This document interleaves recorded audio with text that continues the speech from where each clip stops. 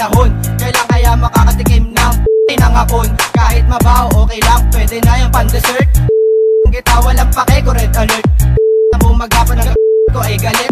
Sa 10 ang kita hanggang mo'y mamaga. Sa laki ng ko, malamang maglakad talang ka. Pag natikma mo ako, tsak ikay matutuwa. Laruin mo ko, isubo mo ng iyong bunganga. Dilaan ang ko hanggang mangalay ang panga. Pag ako ang nagromasa, request ka na isa pa. Hindi ko na mabila babaeng aking naikama. Lahat tumitili kapag nakita akin. Halos kulong ako sa loob ng mga pa. Pag kita, hindi ka magsisisi. Mo na mataba, mo na pahaba, mo basang-basa, mo sariwa, mo na mataba, mo na pahaba, mo basang-basa, mo sariwa, mo na mataba, mo na pahaba, mo basang-basa, mo sariwa, mo na mataba, mo na pahaba, mo basang-basa, mo sariwa. Pagpatay ang ilaw, malikot aking isipan. Ang iniisip, walang iba kundi lalo na kapag buwan ay bilog. Sinusubo ni Inday ang aking dalawa.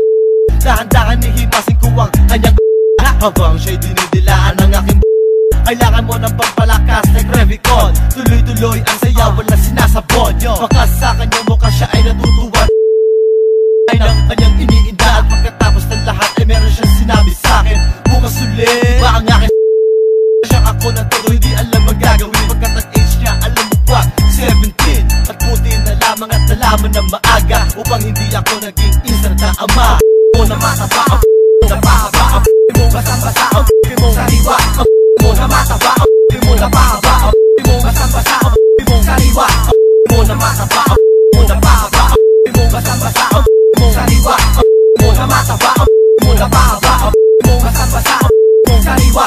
Aking sisimulan ang kwento ng aking buhay. Pumbubusan ng babae ang aking tagumpay. Paglipas na ilang taon ng ko ay inalay sa isang babae ubod na sikip. Pag pinasok ko ang aking ubod na laki, nawalan na malay sa sobrang sakit na paire. Kahit anong posisyon ng mahahati, pag kita malamang ikay.